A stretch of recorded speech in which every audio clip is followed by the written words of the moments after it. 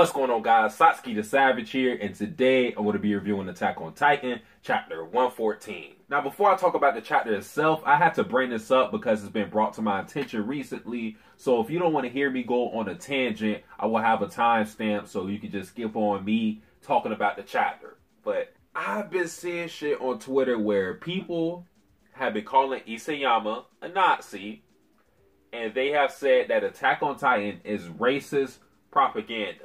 Nigga, what the fuck is this bullshit?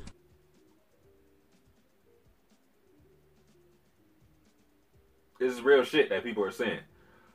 And my reaction to that is, huh? Are y'all niggas reading the same manga as me? Like, how did you get to that conclusion? Like, I understand the basis of it because, yeah, with the Eldians and the armbands, it's reminiscent of the Jews and the Holocaust. Okay, we get that shit, all right? That's not a woke observation. Like, we've all noticed that. But to take that and then say Isayama's a racist, how? How? Because he has something in his story that's reminiscent of something that happened in real life, a horrible event. And it's not like he's having people in gas chambers and people hiding in attics or some shit like that. Like, I don't understand. Like, that's just so stupid to me. So, if a manga has slavery in it, is the mangaka racist too? Like, it's really stupid to me. They're saying that, oh, since the Eldians turned into Titans and they're monsters, like, he's saying the Marlians are, like, better. But it's dumb to me because what Isayama has done, what he has clearly done in his manga and with recent events, is he's shown that the Marlians and the Eldians distrust each other for good reason. The Eldians have the power of the Titans, and the Marlians are in power. They are the dominant race in Marley. So that's why they mistrust each other, and that's why they fight each other. And they both have different accounts of their own history. That's why they're fighting. He's not making one side look better. We got a whole backstory of Reiner, Annie a little bit, and we understand the Marlians' motivations. We understand the Eldians' motivations. He made it look, it's not like one side is looking godly and the other side is like looking like shit.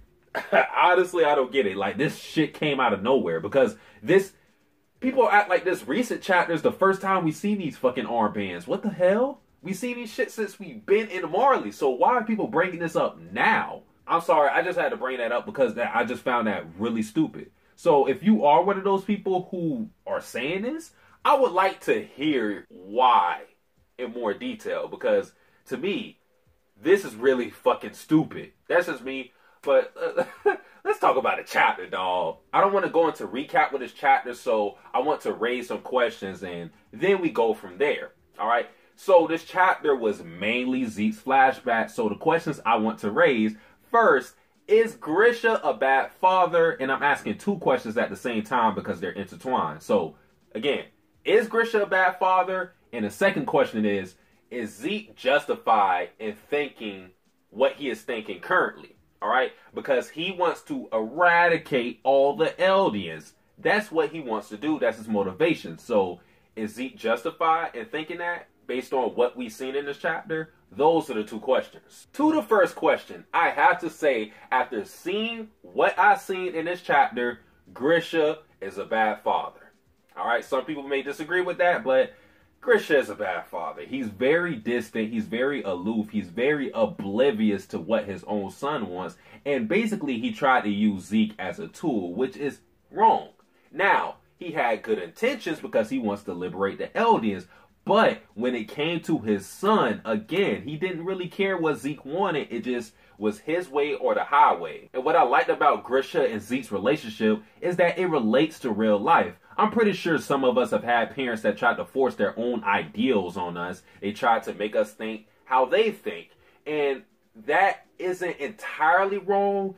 It's okay to give your kids lessons and try to steer them in a way that you think is right.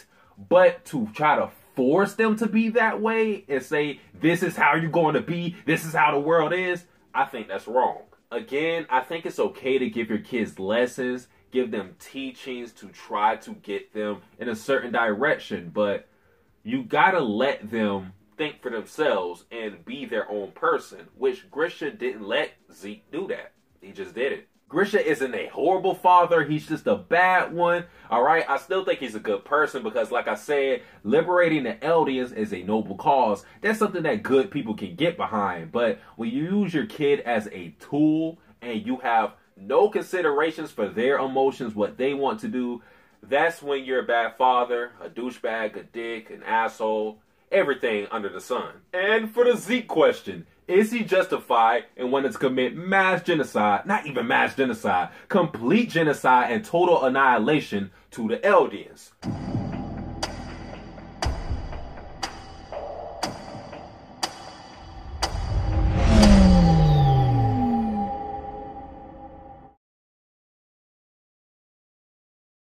Fuck no, he ain't justified in that. Like, nah, nigga, I ain't with you on that one. All right. But what I love about Attack on Titan is you have these gray area characters where they are doing some bad, maybe for some good, sometimes not. But you can understand their motivations. I understand why Zeke is the man he is now. I don't agree with his motivations, but I understand why he got to this point. All right? And the main thing here is the brainwashing from the Marlians. That's the main thing. And it's also the brainwashing from his own father, because his own father tried to force him to be a terrorist, basically. It all comes down to the history, and the interesting thing, if Isayama ever does this, is what is the real history? Because both sides are telling something different. We just don't know which is right, or if any of them are right at all. I'm pretty sure that if Isayama does reveal what really happened with whatever happened between the Eldians and the Marlians, that they both are going to be wrong. All right, they both fabricated different stories to fit their own agenda, because that would make sense. Because I don't see how you would have two completely different stories unless there was some fabrication that came along with it. So it all comes down to the real history. The real history. Ymir Fritz, I think that's how you say it. Usually I say Ymir, but Ymir Fritz, the demon that gave Ymir the Titan powers, that's what it boils down to. Once we learn that history, then everything will become more clear. But I don't know if we ever will learn that history, because where would we learn it from? The only person who would have information like that is Eren. That's it. The person who possesses the Founding Titan. That's the only thing I can think of, because history books, either they're going to be for the Eldians or the Marlians. So I hope we get that information by the time Attack on Titan ends. And we also learn in this chapter that the Founding Titan has another ability where it can change the composition of Eldians' bodies, which is fucking crazy. We learn from Xavier that with the Founding Titan's power, it was able to make sure the Eldians didn't suffer from a disease that was killing other people. This power is going to be dangerous in the wrong hands. It's already in the wrong hands because we don't know what Eren is up to. So it's already looking like it's in the wrong hands. But I'm interested in how Eren will use this ability. If he even knows he can use this ability, which he probably will. So, man, this is going to get crazy pretty soon. Now, for the last couple of pages, all right, in present time, we have Zeke and Levi, and Zeke fucking exploded. Like, he just exploded. And I don't know how he did it, but it happened, and people were saying that Levi lost a limb. They were saying specific body parts, like he lost his left leg. And I don't understand how people got that, because I looked at that page a dozen times at least, and I just could not tell if he lost a body part or not. I couldn't. All right?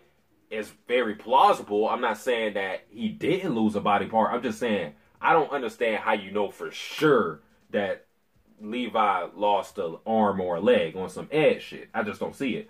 But, man, Levi just, oh, bro, he is in a bad predicament right now, because the area that they were in, I didn't see any trees. They are like in some metal type of place. So if Zeke transforms, Levi is going to be in a bad spot. A very bad spot. Don't get me wrong, it's Levi, so he can fight through this, but considering the fact that Zeke has taken so many L's, Isayama has to give Zeke a win eventually if they fight again. So there's that, and it's just the disadvantages that Levi is in right now, because I do think he got hurt from the explosion. Something's going to happen. I just don't know what for sure happened.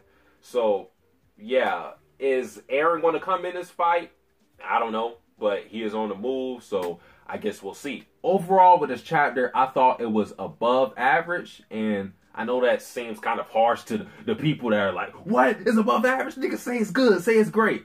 All right, I like the Zeke backstory, but it isn't something that I didn't think was going to happen. Like, it wasn't really unique to me. It's something that I imagined would have happened to Zeke. But the last pages definitely make it exciting. So, above average. I thought it was one of the weakest chapters with the whole post-time skip and everything like that. That isn't bad because, like I said, this chapter was still above average. But that's just my thoughts on everything. If you guys like this video, like, comment, subscribe. Satsuki the Savage, out.